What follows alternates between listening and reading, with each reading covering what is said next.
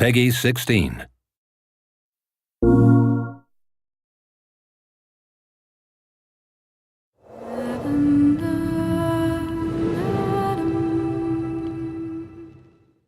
Quantic Dream has always been about creating interactive experiences that have emotion at their core. It's about telling the story of characters and giving the player the possibility through their actions to change the way the story unfolds. When I write my script, I have an idea of how I want the story to be played. So we try to render David's idea into a game and see with him if it matches what he had in mind. In case it doesn't, we go back to the writing stage and keep working until the result perfectly matches David's vision. What we try to do in Beyond is really an intuitive and immersive experience. So we created a very discreet user interface with only white dots on screen and very simple controls.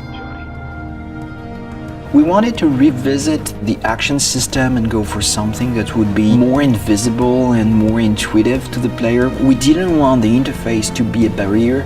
We wanted the player to focus on what he's doing on screen and not on how to do it. Ideally, the player will forget that he has a controller in his hand and will just jump into the screen.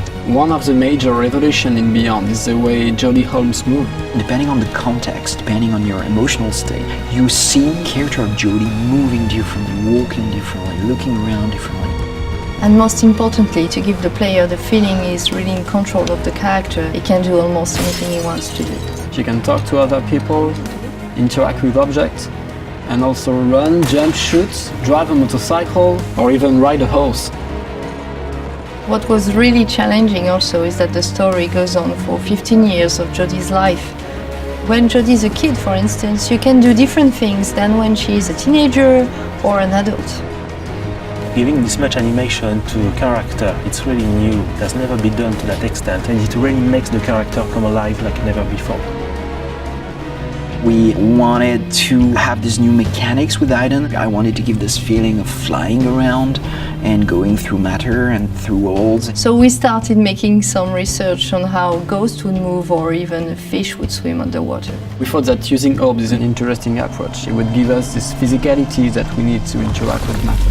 It became really something natural to assign them to the two analog sticks and have to play with them, to focus them, or on the opposite, to split them apart. During the process of this production, we made what we call user tests. You just watch people playing and you see where they succeed, where they fail.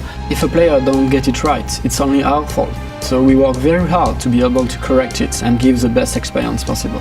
After each user test, it's meeting after meeting just to find the good solution to every single issue the player may have had.